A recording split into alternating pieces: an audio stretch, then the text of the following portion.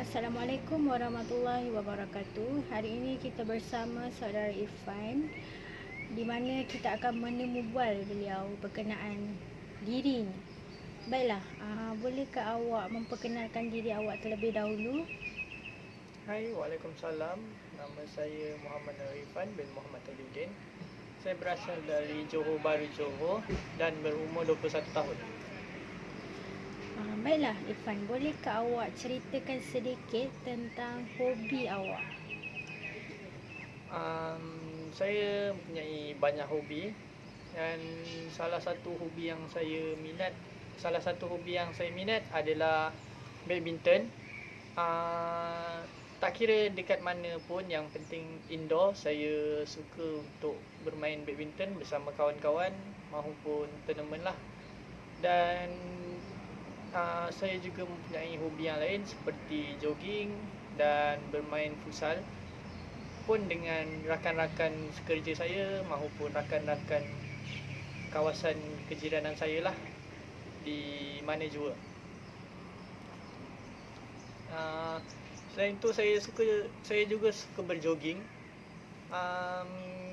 maupun berjoging di kawasan kejiranan rumah, ataupun berjoging di tempat atau taman rekreasi yang ada berdekatan di Johor Bahru lah.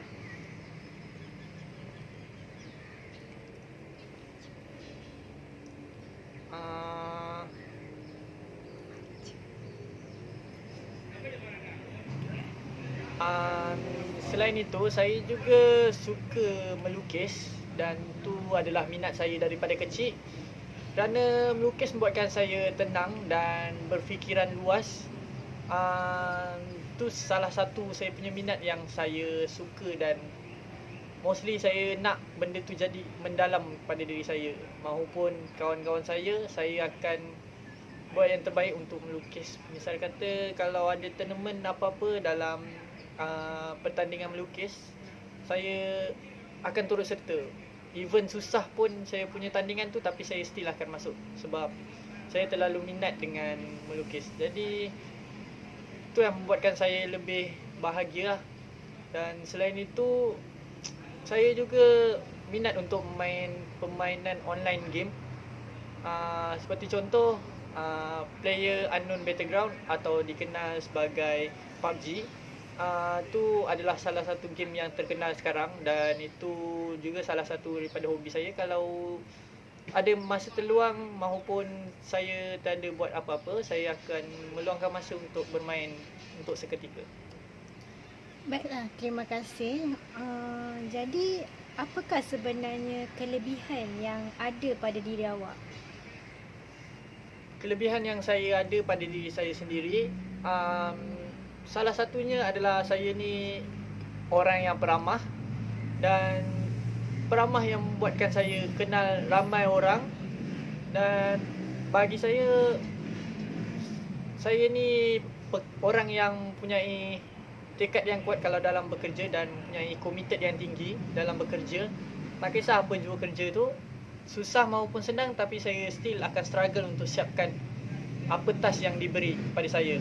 Dan saya juga boleh dikatakan orang yang rajin bila bekerja. Dan seterusnya juga saya mempunyai tekad yang kuat untuk mencapai matlamat apabila bekerja. Dan itulah kelebihan yang membuatkan diri saya lebih kuat dalam apa jua pekerjaan. Jadi itulah ya kelebihan yang ada pada diri awak. Ya. Baiklah, begitu menarik ya. Bagaimana pula dengan jika awak ceritakan sedikit tentang pengalaman pengalaman manis, maksud saya, yang tidak dapat awak lupakan dalam hidup awak. Boleh ceritakan? Pengalaman yang manis dalam hidup saya adalah ketika saya membuat persembahan semasa tingkatan 5 di sekolah menengah kebangsaan Kompleks Sultan Abu Bakar yang berdekatan dengan rumah saya. Apa yang membuatkan ia menjadi pengalaman yang manis adalah saya diberi amanah untuk menjadi lead dalam satu kumpulan untuk membuatkan persembahan yang terbaik pada hari terakhir bersekolah, iaitu saya lead kepada kompang, lead juga kepada persembahan terakhir dan perpisahan semasa tingkatan 5. Dan yang buatkan saya lagi happy apabila saya memanggil guru-guru untuk turut bersama saya untuk naik ke pentas untuk mengucapkan tahniah kepada mereka dan terima kasih kepada mereka yang telah membuatkan kami pelajar tingkatan 5 menjadi lebih bijak, lebih bagus dan menjadi manusia. Mahupun yang berjaya ataupun tak berjaya, saya amat bersyukur kerana sejarah saya yang membuatkan ia manis adalah kerana semua kawan-kawan dan rakan-rakan saya semasa tingkatan 5 tu semua berjaya, alhamdulillah, dan semua lulus dan tiada yang gagal. Saya amat bersyukur dan terima kasih cikgu yang telah mengajar kami daripada tingkatan 1 sampai tingkatan 5. Baiklah, bagaimana pula dengan pengalaman manis anda bersama keluarga? Jika ada, boleh anda kongsikan. Pengalaman manis bersama keluarga juga ada. Terlalu banyak bagi saya, tapi salah satu yang terbaik dan manis, betul-betul manis bagi saya adalah ketika kami sekeluarga. Pengalaman manis yang saya ada bersama keluarga dan tak dapat dilupakan adalah ketika kami sekeluarga pergi ke Kelantan pada hari raya. Pada hari raya 2019, kami sepatutnya pergi ke Singapura seperti biasa untuk meraihkan raya setiap tahun perayaan. Tapi kelainan pada 2019 tu hari raya kami pergi ke rumah abang ipar kami, abang ipar saya iaitu Abang Syahrin. Kami pergi ke Kelantan untuk meraihkan kerajaan kami di sana. Yang buatkan dia lagi best adalah perjalanan yang jauh tu, yang mengambil masa 13 jam untuk sampai ke Kelantan.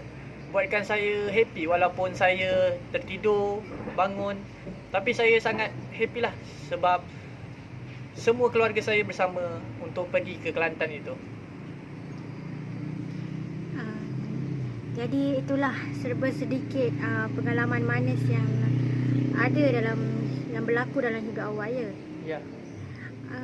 Baiklah, saya begitu tertarik jika awak dapat kongsikan pengalaman pahit pula yang tidak dapat awak lupakan sepanjang hari inilah. Boleh kongsikan sedikit?